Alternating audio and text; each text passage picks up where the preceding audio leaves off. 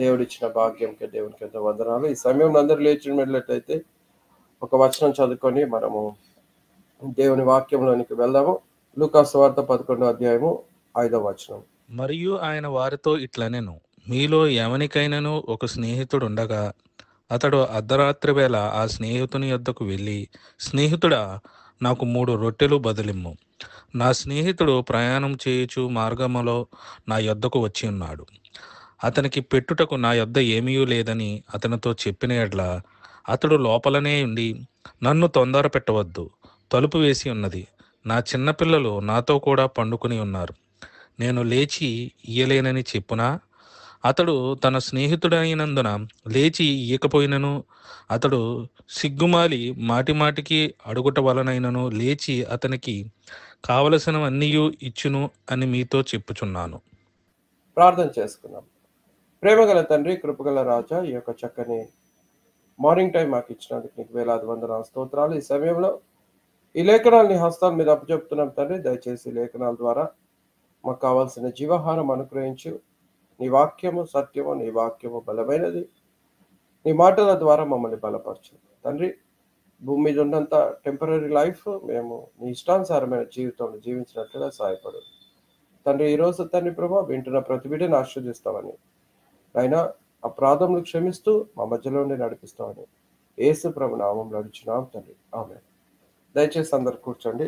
మన ప్రభు అయిన యేసుక్రీస్తు వారు మనకి బోధించిన అనేకమైన ఉపమానాలలో ఒక బలమైన ఉపమానము ప్రార్థన గురించి మనకు నేర్పించినట్లుగా చూస్తున్నాం. ఈ ఉపమానము ఎంత బలమైనదంటే మనకి సమస్యలన్నిటికీ కావాల్సిన సొల్యూషన్ ఈ యొక్క ఉపమానంలో మనకు తెలుస్తూ ఉన్నది. ఇంగ్లీష్లో ఈ ఉపమానం పేరు a friend at mid night అంటారు.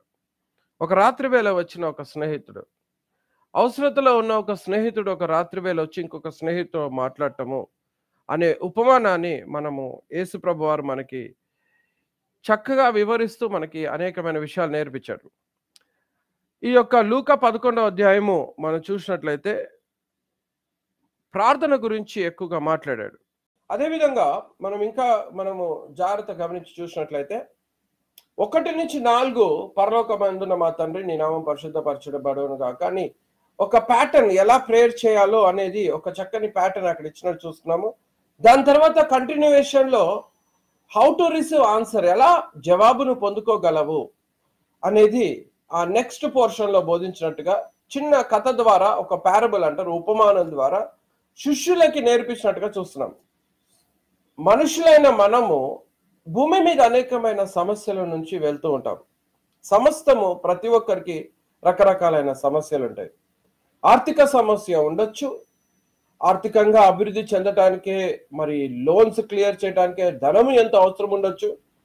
అదేవిధంగా సమాధానం లేని కుటుంబం ఉండొచ్చు, అన్నీ ఉన్నాను ఒక సమాధానం లేకుండా గొడవలతో ఉన్న కుటుంబం ఉండొచ్చు. లేదంటే శత్రువులు అనేవారు మనకుండి అదొక సమస్యగా మారొచ్చు. బిజినెస్ డెవలప్ కాక అదొక టెన్షన్లో ఉన్నవారు ఉండొచ్చు. హెల్త్ ఇష్యూస్తో బాధపడుతున్న వారు ఉండొచ్చు. లేదంటే పిల్లలకి అనారోగ్యతలో ఉండి బాధపడుతున్న వారు ఉండొచ్చు. వృద్ధులకి అనారోగ్యతలో ఉండి ఆ మానని వేదనతో బాధపడుతున్న వారు ఉండొచ్చు. ఈ ప్రాబ్లమ్స్ అనేది కామన్ ప్రతి ఒక్క కుటుంబానికి. బైబిల్లో యేసు ప్రభు వారు మనకి ఏం చెప్పారంటే, ఈ సమస్యలన్నిటి నుంచి నువ్వు విడుదల పొందుకున్న సొల్యూషన్ అనేది మన ప్రభు అయిన యేసుక్రీస్తు నేర్పించారు.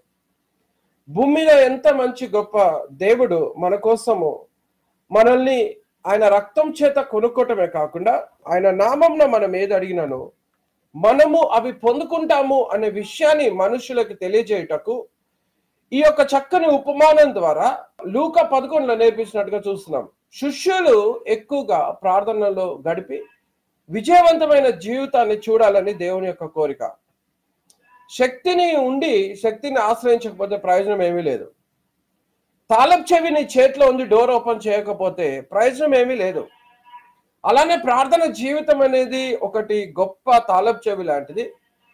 అది నువ్వు చేయకపోతే భూమి మీద సమస్యల నుంచి బయటికి రాలేవు. కనుక యేసు ప్రభు వారు ఎలా ప్రార్థన చేయాలి, ఎవరికి జవాబు వస్తుంది అనే విషయాన్ని బోధిస్తూ ఒక చిన్న ఉపమానం చెప్పినట్టుగా చూస్తున్నాం. ఈ యొక్క స్టోరీలో 2 ఫ్రెండ్స్ గురించి మాట్లాడుతూ ఉన్నారు. 5-8 వచనాలలో ఇద్దరు ఫ్రెండ్స్ గురించి మనకి చెప్పబడతా ఉన్నది. మరొకసారి మనం 5వ వచనం చదువుకున్నాం. మరియు ఆయన వారితో ఇట్లనెను, మీలో ఎవనికైనాను ఒక స్నేహితుడు ఉండగా అతడు అర్ధరాత్రి వేళ ఆ స్నేహితుని యొద్దకు వెళ్ళి, స్నేహితుడా, నాకు 3 రొట్టెలు బదులిమ్ము.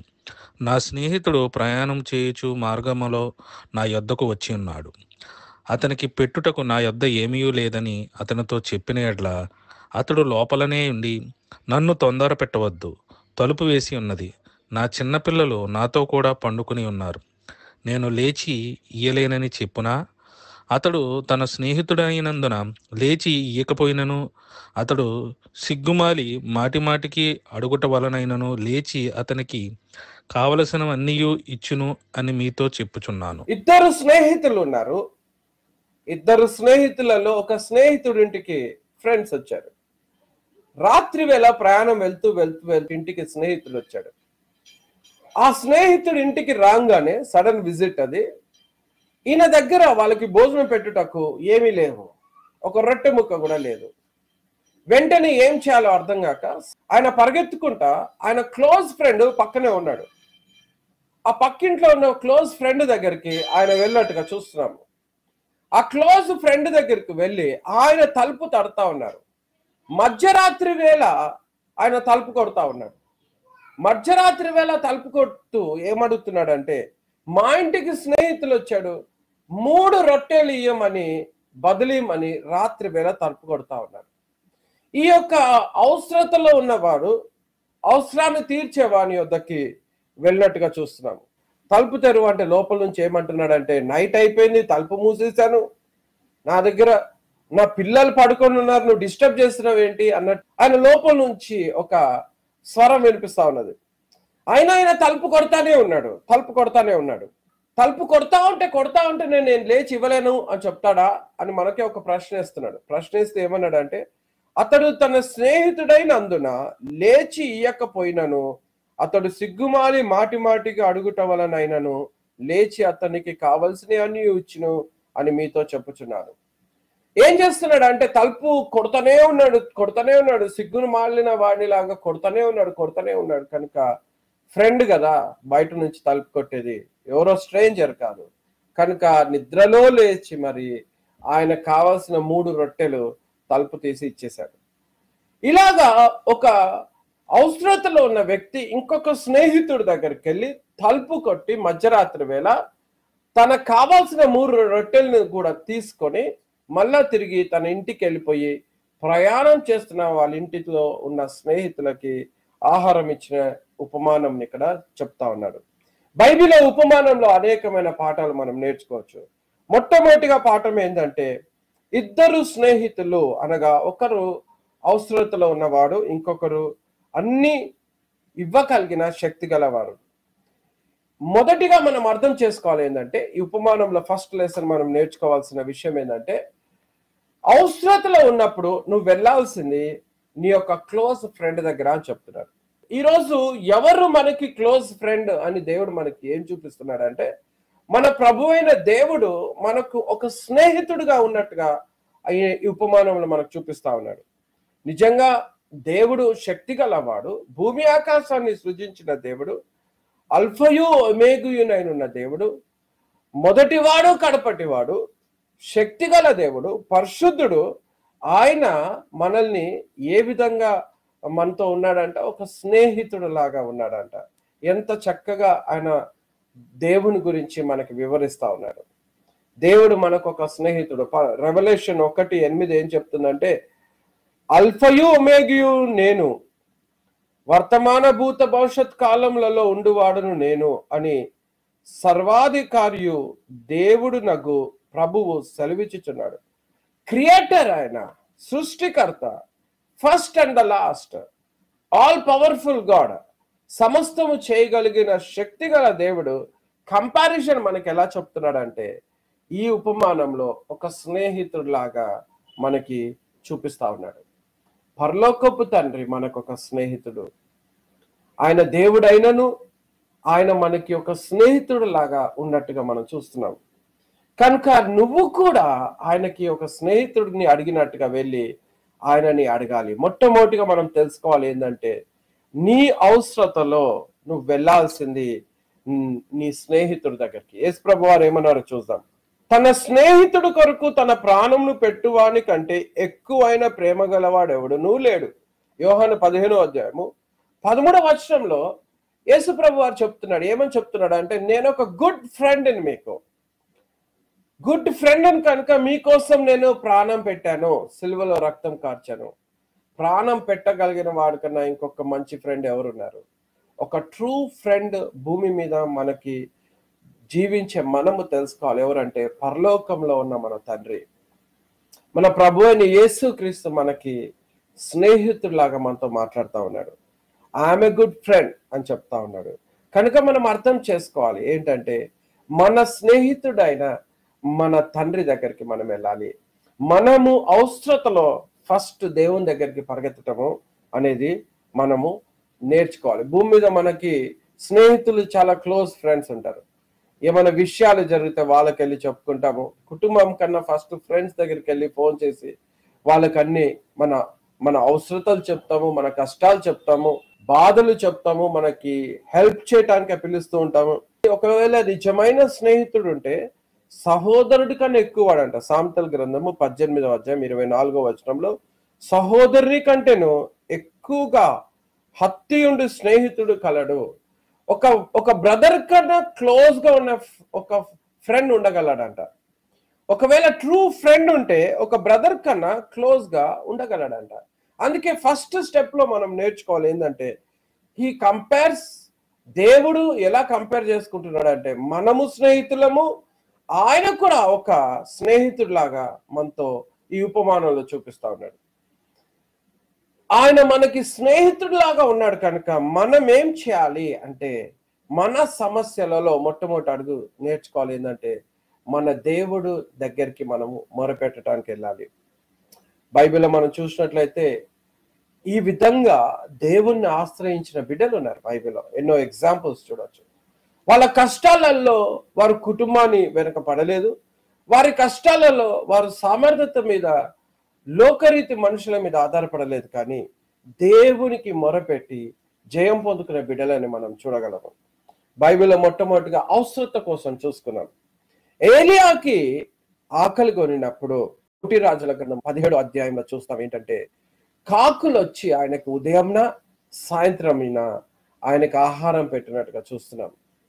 దేవుడు ఏం చేశాడంటే, ఏలియాకి ఆహారం ఇచ్చి ఆయనకి కాకుల ద్వారా కరువు కాలంలో దేవుడు ఆయనకి హెల్ప్ చేసినట్టుగా చూస్తున్నాము. ఈ ఏలియా అనేట ఆయన ఒక గొప్ప ప్రవక్త, ఇంగ్లీష్ లో ఎలైజా అంటాం. ఈయన వర్షం కురవకుండునట్లు పరలోకం వైపు చూసి ఆ ఒక వర్షాన్ని ఆపేశాడు. 3.5 years, 3.5 సంవత్సరాలు వర్షం ఆగిపోయింది. ఈ వర్షం ఆగిపోయి కరువు కాలంలో ఈయన ఒంటరిగా ఉన్నాడు. ఈయనకు ఆహారం ఎక్కడి నుంచి వస్తుంది? కానీ దేవుడు ఏం చేశాడంటే, ఏలియాకి ఆహారం ఇచ్చిన దేవుడు. ఈరోజు మనం కూడా తెలుసుకోవాలి ఏంటంటే, మనకి పోషించే దేవుడు మన దేవుడై ఉన్నాడు. ఈరోజు మనకి ఏదైనా మనం తినగలుగుతున్నామంటే అది దేవుని ద్వారా దొరుకుతుంది. అందుకే అవసరతలో మనము మొదటిగా మన స్నేహితుడైన దేవుని దగ్గరికి వెళ్ళాలి. ఆయన మనకి పోషించే దేవుడు అని మనం నమ్మాలి. రెండవదిగా మనం చూసినట్లయితే ఇంకొక ఎగ్జాంపుల్ కూడా మనం చూడొచ్చు. యోహాను 2వ అధ్యాయము 1 నుంచి 12లో మనము యేసు ప్రభు వారి దగ్గరకు వచ్చి మరియమ్మ తల్లి అయిన మరియా, శారీరక తల్లి అయిన మరియా ఒక రిక్వెస్ట్ అడిగింది. కానా అనే ప్రాంతంలో నీళ్లు ద్రాక్షరసంగా చేశాడు. అక్కడ పెళ్లి విందులో ద్రాక్షరసం అయిపోయింది. వెంటనే పెళ్లివారు అవమానపడకుండా మరియమ్మ వెళ్ళి యేసు ప్రభుని రిక్వెస్ట్ చేసింది. యేసు ప్రభు వారు వెంటనే ఆ ఒక మాటని తీసుకొని ఆమె అడిగినది చేసినట్టుగా చూస్తున్నాము. ఏం చేశాడు? అక్కడ అవమాన పడకుండా నీళ్ళని ద్రాక్షరసంగా మార్చినట్టుగా చూస్తున్నాము. ఆ పెళ్లి విందులో ద్రాక్షరసం అయిపోయినను ఆ నీళ్ళని ద్రాక్షరసంగా చేసినట్టుగా మనం చూస్తున్నాం. మనం అర్థం చేసుకోవాలి బ్రదర్స్ సిస్టర్స్, మనకున్న సమస్యలన్నిటికీ మనం మొదటిగా పరిగెత్తాల్సింది ఫస్ట్ స్టెప్ ఏంటంటే దేవుని యొద్దకి. మన కుటుంబంలో అవసరతలు ఉండొచ్చు, ఫైనాన్షియల్ హెల్ప్ ఉండొచ్చు, మనకి మరియమ్మ ఎలా అయితే యేసు ప్రభుని రిక్వెస్ట్ అడిగిందో, అలానే మనకి దేవుని దగ్గరికి వెళ్ళి రిక్వెస్ట్ అడిగినప్పుడు లేనిది ఉన్నట్టుగా మన జీవితంలో అన్ని కూడా విషయాలలో మనకి ప్రొవైడ్ చేస్తారు. శత్రుల గురించి కూడా దేవుని బిడ్డలైన వీరు దేవునికి ప్రార్థన చేసినట్టుగా చూస్తున్నాము. అపోస్తుల కార్యం 12వ అధ్యాయం 5వ వచనంలో మనం చూస్తాము, రాజు పేతురుని చంపేయాలనుకున్నాడు. పేతురుని చెరసాలలో వేయించి సువార్త ప్రకటిస్తున్నందుకు రెండో రోజు ఆయనని మనుషులని సంతోషపరచుటకు రాజు పేతురుని చంపేయాలనుకున్నాడు. కానీ సంఘం ఏం చేసింది? దేవుని యొద్దకి వెళ్ళింది. ఒక తలుపు తడతా ఉన్నది సంఘము. ఈ ఉపమానంలో మనం చూస్తున్నాము, ఒక తలుపు తట్టినట్టుగా ఈ సంఘం వెళ్ళిపోయి ప్రభు దగ్గర వేడుకుంటా ఉన్నారు. ప్రభు పేతురుని విడుదల చెయ్యు, ఆ ప్రాణాన్ని కాపాడు, రక్షించు శత్రువుల చేతుల నుంచి. వెంటనే పరలోకమందున్న తండ్రి ఒక దేవదూతని పంపించి పేతురుని చెరసాలలో నుంచి ఆ రాత్రి వేళ బయటికి తీసుకొచ్చినట్టుగా చూస్తున్నాం. నీకు ఎనిమీస్ ఉండొచ్చు, కానీ ఆ శత్రువులకు కూడా మిత్రులుగా చేసేవాడు దేవుడు. శత్రువుల ఎదుట భోజనం సిద్ధపరిచేవాడు దేవుడు. కనుక ఈ అవసరతలో కూడా మనం ఎవరు తలుపు తట్టాలి, ఎవరి దగ్గరికి వెళ్ళాలి? ఇది డెస్పరేట్ నీడ్. నీకు తెలుసా అండి, రాత్రి వేళ వెళ్ళి తలుపు కొట్టడం అంటే అర్థం తెలుసా అండి? రాత్రి వేళ షాప్స్ ఉండవు, రాత్రి వేళ అందరు పడుకుంటారు, నిస్సహాయం లేని పరిస్థితి, ఇంకెక్కడ కూడా సొల్యూషన్ దొరకదు. ఒకే ఒక వ్యక్తి ఆయన ప్రాబ్లం కి సాల్వ్ చేయగలడు, అది ఎవరంటే స్నేహితుడు. కనుక ఆయన వెళ్ళి తలుపు కొట్టాడు ఆ మధ్యరాత్రి వేళ. అంటే దీనికి అర్థం తెలుసా అండి? భూమి మీద ఎవ్వరు చేయలేని పని మన ప్రభు అయిన యేసుక్రీస్తు చేయగలడు, ఆయన నామంలో మనం ఆయనను అడిగినప్పుడు. కనుక తండ్రిని అడిగినప్పుడు మనకి ఏదైనా సరే సహాయం చేయగలడు. మొదటి భాగంలో చూసాం, ఆహారం ఇచ్చి ఏలియాకి సహాయపడ్డాడు. రెండో భాగంలో చూసాము ఏంటంటే మరియమ్మ ప్రార్థన విని ఆ ఒక పెళ్లి విందులో అవమాన పాలు కాకుండా నీళ్ళని ద్రాక్షరసంగా చేసి వారికి పానీయం ఇచ్చినట్టుగా చూస్తున్నాము. దాని తర్వాత శత్రువుల నుంచి పేతురుని విడుదల చేసినట్టుగా చూస్తున్నాం. ఇంకొకటి కూడా చూస్తే తెలుసా అండి, కాపాడేవాడు కూడా దేవుడే. ఈరోజు మనకి అనేకమైన విషయాలలో కాపుదల అవసరము. మనుషులతో కాపుదల అవసరము, దురాత్మ సమూహములతో కాపుదల అవసరము. కనుక పరలోక ప్రార్థనలు కూడా శోధనలో పడకుండానట్లు దుష్టు నుంచి తప్పించు అనే పాయింట్ మనకు నేర్పించాడు ఆ పరలోక ప్రార్థనలో.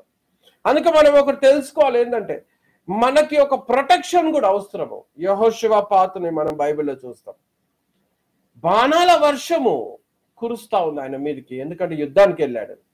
యుద్ధంలో మనుషులు ఏం చేశారంటే శత్రు సైన్యము రాజునే పట్టుకోవాలి, మనము రాజుని చంపేస్తే రాజ్యం అంత మంది అని రాజుని యెహోషువపాతుని యాహాబు రాజు అనుకొని ఆయన మీదకి వర్షం లాగా బాణాలు కురిపించారు. ఏం చేయాలి ఆయనకు అర్థం కాలేదు. ఎక్కడి నుంచి సహాయం లేదు, ఆయన దగ్గర ఫైట్ చేయడానికి శక్తి కూడా లేదు.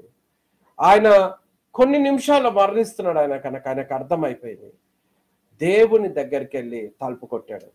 నువ్వు కూడా నీ స్నేహితుడి దగ్గరికి వెళ్ళి, అన్ని డోర్స్ క్లోజ్ అయిపోయినాయని నీకు అనిపించవచ్చు, కానీ there is one friend who is a good friend. మన తండ్రి అయిన దేవుడు మనకు స్నేహితుడు లాగా ఉన్నాడు. ఆయన యొద్దకు వెళ్ళి నువ్వు తలుపు కొట్టాలి. ఏం చేశాడు యెహోషువపాతు? గట్టిగా దేవునికి ఏడ్చాడు. దేవుడు వెంటనే ఆ యుద్ధంలో నుంచి యెహోషువపాతుని విడుదల చేసి తీసుకొచ్చాడు. ఆ శత్రువుల కండ్లని కప్పాడు. శత్రువులని ఆయన మీదకి బాణాలు వేయకుండా దేవుడు యెహోషువపాతుని తప్పించినట్టుగా చూస్తున్నాం. ఈవెన్ హెల్త్ ఇష్యూస్ లో కూడా బైబిల్లో ఉన్న ఈ యొక్క రాజులు కానీ, ఈ యొక్క గొప్ప గొప్ప ప్రవక్తలు కానీ దేవుణ్ణి ఆశ్రయించినట్టుగా చూస్తున్నాం. మనం బైబిల్లో చూస్తే హిజ్కియా ఇస్ ద బిగ్గెస్ట్ ఆన్సర్ ఆయన జీవితంలో మనం చూడొచ్చు. హిజ్కియా, రాజైన హిజ్కియా, యెషయా గ్రంథం 38వ అధ్యాయము 1వ వచనంలో రాజైన హిజ్కియా గురించి చూస్తాం. రాజైన హిజ్కియాకి ఒక అనారోగ్యత వచ్చింది. ఆ అనారోగ్యత మరణానికి లాక్కెళ్తుంది. ప్రవక్త వచ్చి చెప్పేశాడు, నీ ఇల్లు చక్క పెట్టుకో, నీ మరణం దగ్గర వచ్చింది. వెంటనే హిజ్కియా గోడ తట్టు తిరిగి హీ వెప్ట్ అంట, ఏడ్చిండంట. ఏడ్చి ప్రభువా నాకు మరణం వద్దు అని దేవుని దగ్గర ఏడ్చిన వెంటనే దేవుడు ఏం చేశాడంటే హిజ్కియా ప్రార్థనను విని ఆయనకి 15 సంవత్సరాల ఆయుష్ని ఇచ్చినట్టుగా చూస్తున్నాము. ఈరోజు ఆయుష్ ఇచ్చేవాడు దేవుడే, అనారోగ్యతలు, మరణకరమైన అనారోగ్యత నుంచి తప్పించేవాడు కూడా దేవుడే. అందుకే అనారోగ్యతలు ఉన్నను మనం ఎవరు తలుపు తట్టాలంట? మన స్నేహితుడైన మన ప్రభు తలుపుని తట్టాలి, ఆయనను అడగాలి. ఆయనను అడుగుతూ మన సమస్యని తీసుకెళ్ళి మనం ఆయన యొద్ద పెట్టాలి. సంతానం లేకపోతే ఏం చేశారు బైబిల్లో? జకరియా, ఎలిజబెత్. లూకా 1:13 చూస్తున్నాం. పాపము, వృద్ధులైపోతున్నారు కానీ సంతానం లేదు. కానీ ఏం చేశారు? దేవుని కంటిన్యూగా అడుగుతానే ఉన్నారు. దేవుడు ఏం చేశాడు? దేవదూతను పంపించి వారికి వర్తమానం ఇచ్చాడు. ఒక చక్కని కుమారుడు పుట్టబోతున్నాడు. ఆయన బాప్టిజమం ఇచ్చి యోహానుగా పిలువబడ్డాడు. భూమి మీద ఆయన గొప్ప కార్యాలు చేశాడు. జకరియా, ఎలిజబెత్ కి దేవుడు అద్భుతం చేశాడు. మరియతో మాట్లాడుతూ దేవదూత ఈ వర్తమానం చెప్పి దేవుడికి అసాధ్యమైనది ఏది లేదు అని మాటల్ని చెప్పినట్టుగా చూస్తున్నాం. వెంటనే మరియ నమ్మింది. మరియ కూడా పరిశుద్ధాత్మ ద్వారా ఆ యేసు ప్రభు ఆమెకి పుట్టినట్టుగా చూస్తున్నాము. కనుక మరియ దాన్ని నమ్మినట్టుగా చూస్తున్నాము. ఇది ఎలా సాధ్యమో అని అనుకుంది. ఎప్పుడైతే మరియకి దేవుని గురించి దేవదూత చెప్పాడో వెంటనే మరియ విశ్వసించింది. దేవుడు మరియను ఎన్నుకొని ప్రభు అయిన యేసుక్రీస్తు భూమి మీదకి వచ్చినట్టుగా చూస్తున్నాము. బ్రదర్స్, సిస్టర్స్, పిల్లలు సంతానం కోసం కూడా జకరియా, ఎలిజబెత్ దేవుని అడిగినట్టుగా చూస్తున్నాం. అంతేకాదండి, జ్ఞానము, ఐశ్వర్యము, ఘనత కూడా ఆయన దగ్గర నుంచి రావాల్సిందే. 1 రాజుల గ్రంథం 4లో సొలొమోనుకి దేవుడు ఇచ్చినట్టుగా చూస్తున్నాం. జ్ఞానము, చాలా మంది జ్ఞానం అవసరం. జ్ఞానం లేకపోతే ఇంటిని కూడా నడిపించలేవు. జ్ఞానం లేకపోతే గొడవల ప్రాబ్లమ్స్ ని సొల్యూషన్ నువ్వు చేసుకోలేవు. ప్రాబ్లమ్స్ ఇంకా పెద్దగా అవుతుంటాయి. అంతేకాకుండా ఆర్గ్యుమెంట్స్ ఎక్కువ అవుతుంటాయి. కానీ జ్ఞానం గలవాడు ఆర్గ్యుమెంట్స్ ని వెంటనే కంట్రోల్ చేయగలడు. అన్నిటికీ జ్ఞానం అవసరం. ఒక బిజినెస్ కి జ్ఞానం అవసరం. జ్ఞానవంతుడు భక్తిగా నడవగలడు. జ్ఞానం లేనివాడు లోకంలో పాపం చేస్తాడు. జ్ఞానవంతుడికి పరలోక రాజ్యం అర్థమవుతుంది. బుద్ధిహీనుడికి దేవుడు లేడే అని చెప్తాడంట. ఇలా రకరకాలుగా జ్ఞానం అనేది చాలా అవసరము. దేవుడిని ఆశ్రయించాలంటే కూడా జ్ఞానం అవసరం. ఈ జ్ఞానం ఎక్కడి నుంచి దొరుకుతుందంట? దేవుని ద్వారా దొరుకుతుందంట. పిల్లలకి జ్ఞానవంతులు కావాలంటే దేవుని అడగాల్సిందే. యవనస్తులకి జ్ఞానం కావాలంటే దేవుని అడగాలి. ఈరోజు భూమి మీద చదువులో జ్ఞానం కావాలంటే దేవుని అడగాల్సిందే. ఆ జ్ఞానము దేవుని ద్వారా మనకు కలుగుతుంది. అందుకే మనం ఏం చేయాలి? సొలొమోను అడిగాడు, ప్రభువా నాకు జ్ఞానం ఇయ్యు. దేవుడు ఏమిచ్చాడు? జ్ఞానం ఇచ్చాడు, ఐశ్వర్యవంతమైన జీవితం ఇచ్చాడు, ఘనత కూడా ఇచ్చాడు. ఈ 3 విషయాలు దేవుడు సొలొమోనుకి ఇచ్చినట్టుగా చూస్తున్నాం. So we need to understand, సొలొమోను అడిగింది జ్ఞానము, దేవుడు ఇంకెక్కువ ఇచ్చాడు. అంటే అడిగిన దానికన్నా అత్యధికంగా ఇచ్చేవాడు దేవుడు. కనుక ఈ ఫ్రెండ్ దగ్గరికి వెళ్ళిన ఇంకొక స్నేహితుడు పొందుకున్నాడు. అలానే నువ్వు కూడా దేవుని దగ్గరికి వెళ్ళినప్పుడు పొందుకుంటావు. Because he is a good friend. ఆయన నీకు మంచి దేవుడు. ఆ ఉపమానంలో ఆ డెస్పరేట్ నీడ్, అవసరతలో నువ్వు ఎక్కడికి పరిగెత్తద్దు. నీ అవసరతలో నిద్రపోవద్దు. నీ అవసరతను చూసుకుంటూ ఏడ్చుకుంటూ కూర్చోవద్దు.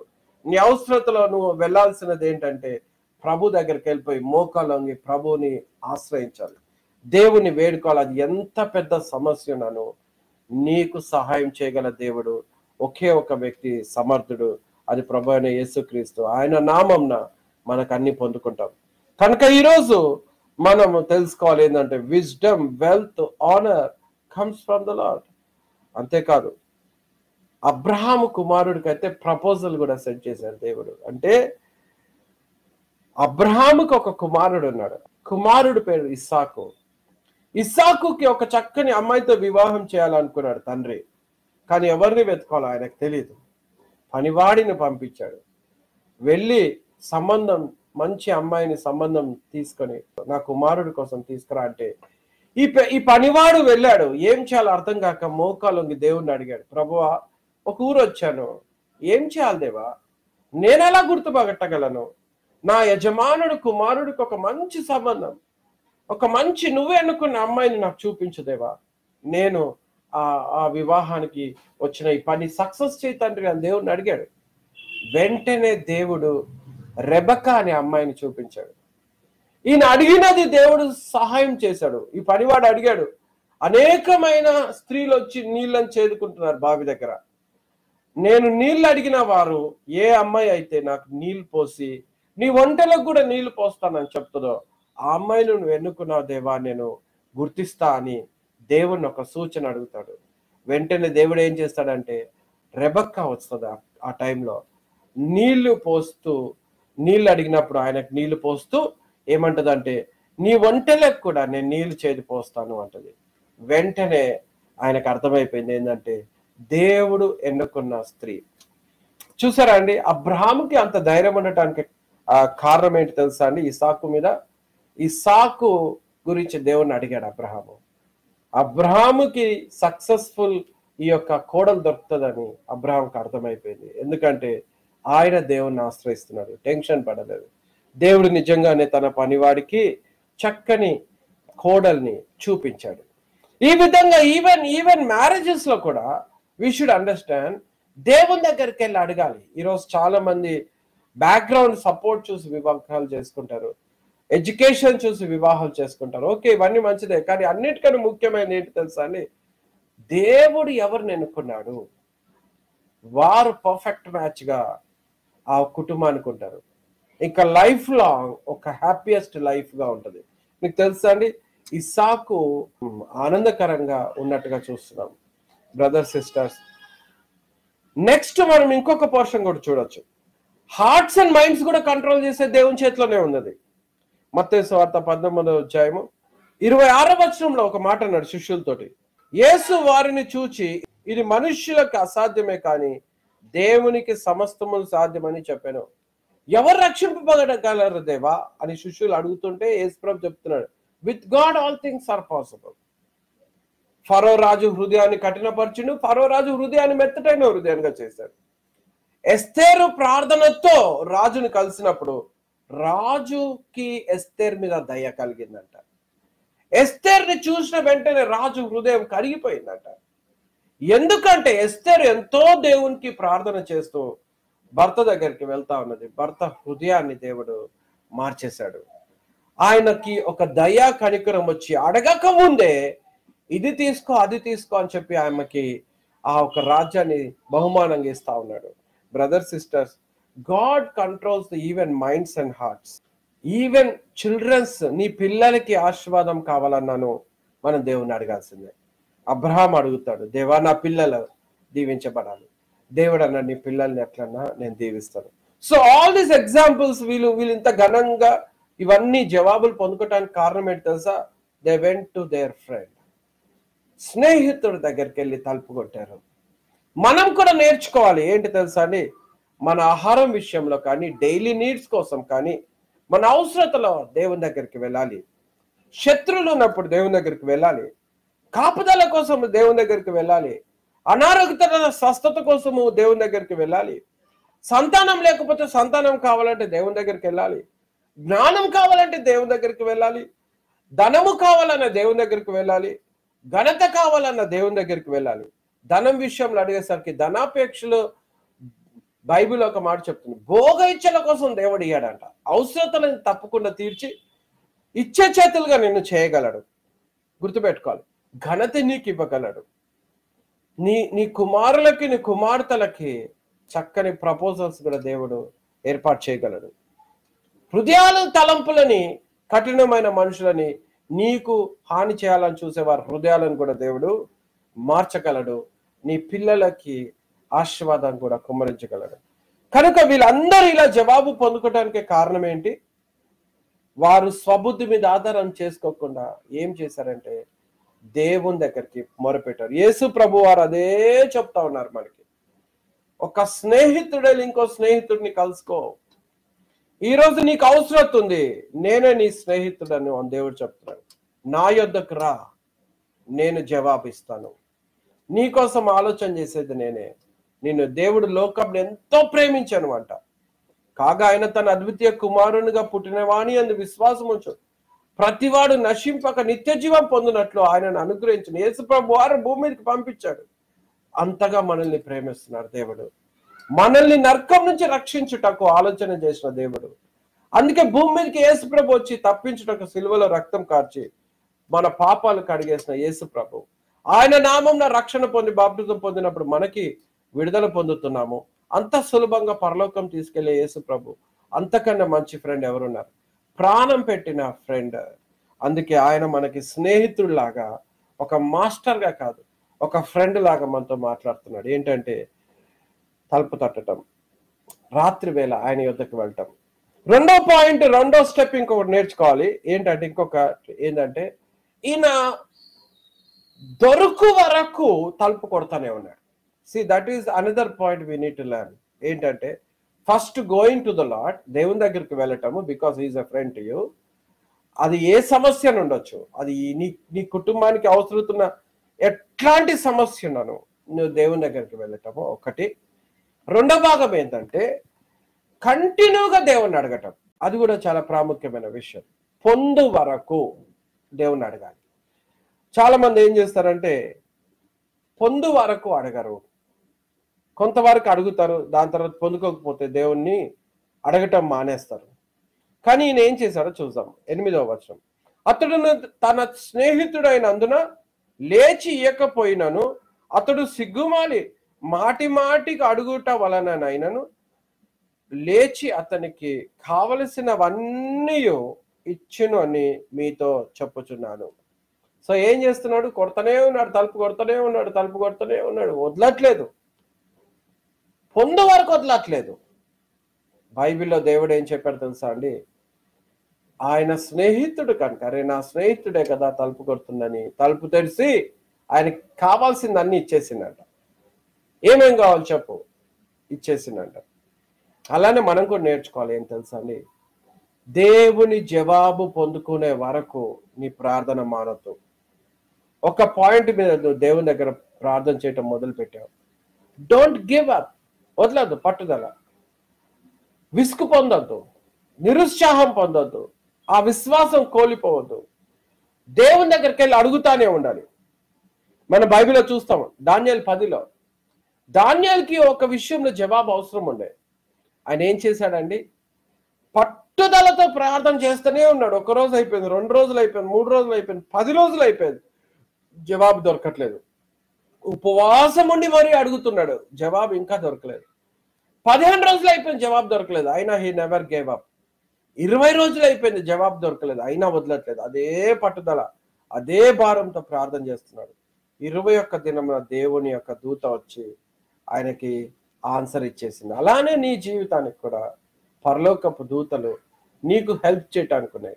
ఆ దూతను నువ్వు చూడకపోయినాను, నీ జీవితానికి నువ్వు అడుగుతున్నావు కనుక నీకు కావలసినది ఆ దేవదూత దేవుని ద్వారా పంపబడి నీకు సహాయం చేస్తాడు.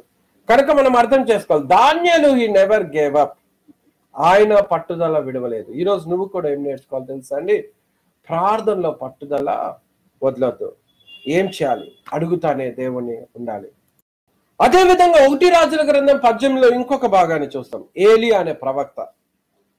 ఏలియా అయితే వర్షం రావద్దని ఆకాశం తట్టు చూసి ప్రార్థన చేస్తే వర్షం ఆగిపోయిందో, తర్వాత వర్షం రావాలని కూడా ప్రేయర్ చేశాడు. 1 రాజుల గ్రంథం 18లో ఏం చూస్తున్నామంటే ఏలియా తన పనివాడితో పాటు ఉన్నాడు, మోకాలొంగి దేవునికి ప్రార్థన చేస్తా ఉన్నాడు, ప్రభువా వర్షాన్ని కురిపించని. ఎర్రటి ఎండ తగులుతా ఉన్నది, వర్షం అనే సూచన కనిపించట్లేదు. పనివాడికి వెళ్ళి ఆకాశాన్ని వైపు చూడిపో అని అన్నాడు. ఆకాశం వైపు చూస్తే ఆకాశం ఎంతో తెల్లగా చక్కగా వెలుతురుతో ఉన్నది. తిరిగి వచ్చి ప్రవక్తకు చెప్తాడు, అయ్యా ఆకాశములో ఏమీ కనిపించట్లేదు అని అన్నాడు. వెంటనే ఏలియా మళ్ళొక్కసారి మోకాలొంగి మళ్ళొక్కసారి దేవుని అడిగాడు, ప్రభువా వర్షాన్ని కురిపించుతండి. మళ్ళా పనివాడిని పంపించాడు, ఆకాశం తట్టు చూడు ఏమైనా మేఘం కనిపిస్తుందా అని. ఆకాశంలో చూసి ఒక మేఘం కూడా కనిపించకుండా ఆయన ఎంతో తేటగా కనిపించినట్టుగా మళ్ళీ పనివాడు వచ్చి ఆ ఏలియాకి చెప్తాడు. ఏలియా ఏం చేస్తాడు? 3వసారి మళ్ళొకసారి మోకాలొంగుతాడు. మళ్ళా పనివాడు వెళ్తాడు, మళ్ళా వర్షం రాలేదు. 4వసారి వెళ్తాడు, అదే పరిస్థితి. 5వసారి వెళ్తాడు, అదే పరిస్థితి. 6వసారి వెళ్తారు, అదే పరిస్థితి. 7వసారి మళ్ళొక్కసారి మోకాలొంగుతాడు. మోకాలంగా అంటారు, మళ్ళొక్కసారి పోయి చూడిపో.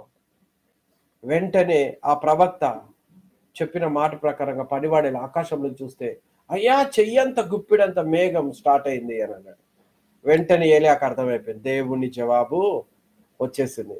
ఇక మోకాల నుంచి ఆయన లేచి రాజుకి చెప్తాడు, గొప్ప వర్షం రాబోతుంది, నడు పరిగెత్తు నువ్వు అని చెప్పి అక్కడి నుంచి రాజును పంపిస్తాడు.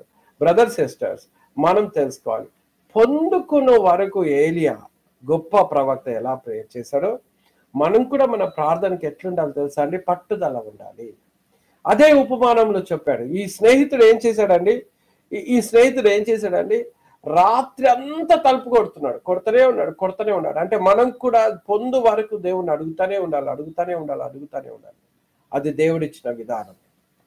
దేవుడు ఎందుకు డిలే చేస్తాడో మనకు తెలియదు, బట్ గాడ్ నోస్ ఎవ్రీథింగ్.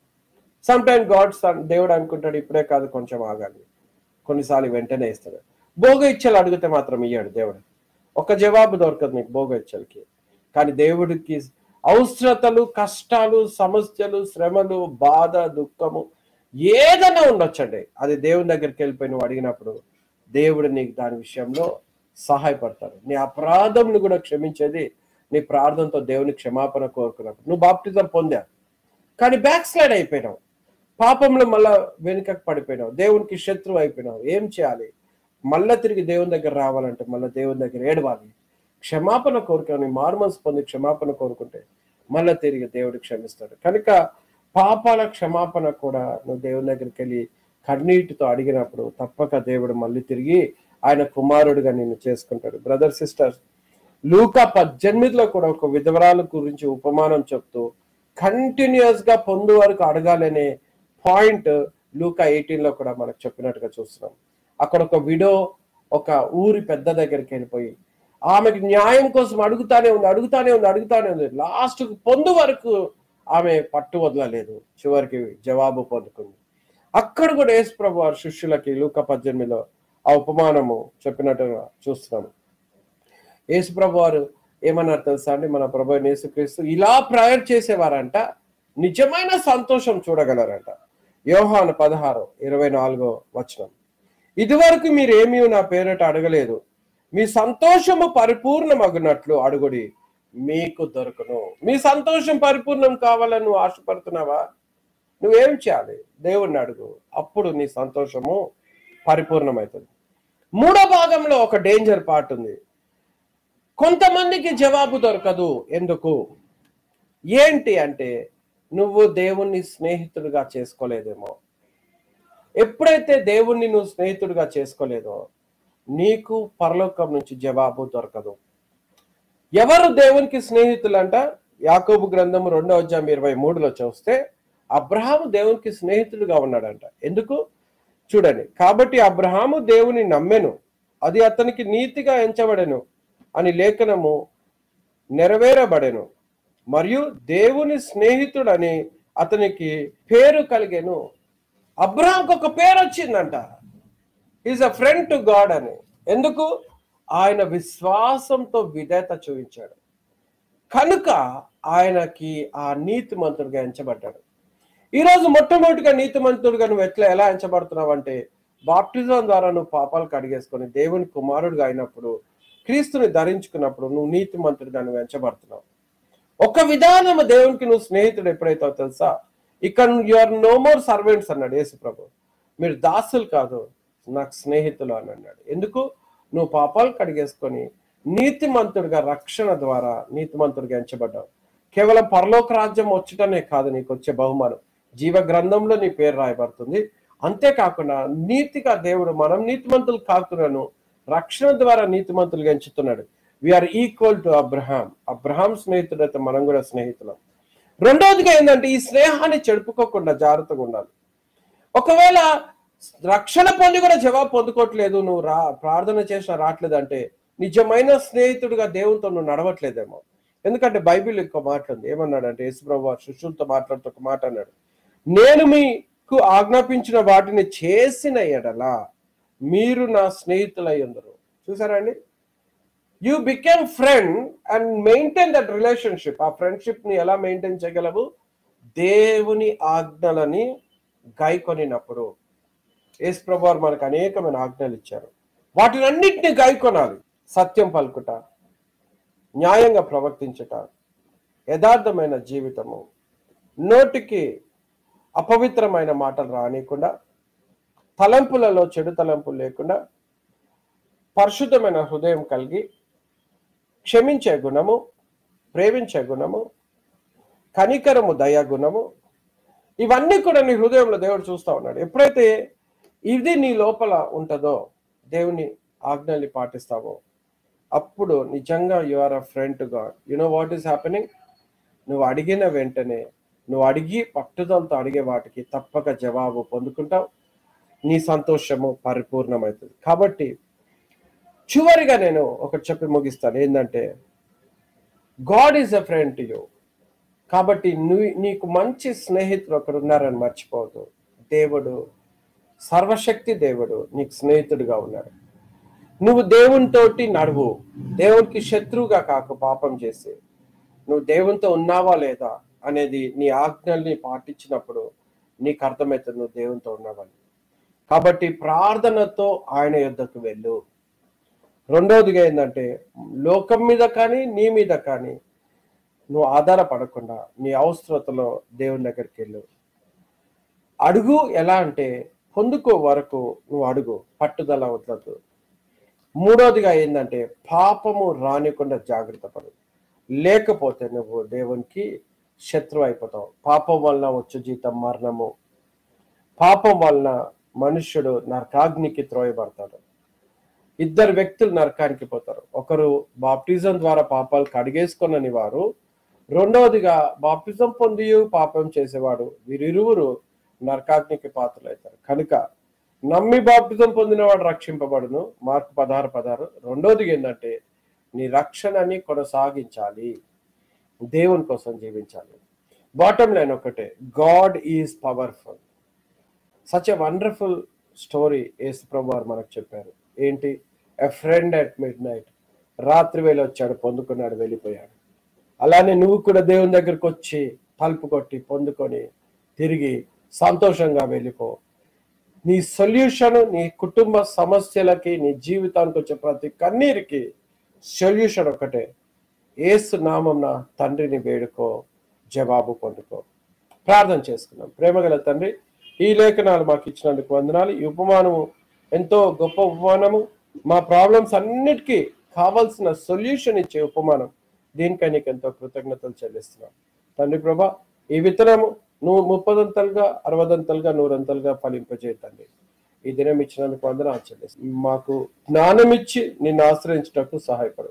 ఎవరైనా నీకు ఇంకా దూరంగా ఉంటే వారు రక్షణ పొందుటకు సహాయపడు. ఈ దినంకై వందనాలు చెల్లిస్తూ యేసు ప్రభు నామం నడిచినాం తండ్రి. ఆమేన్.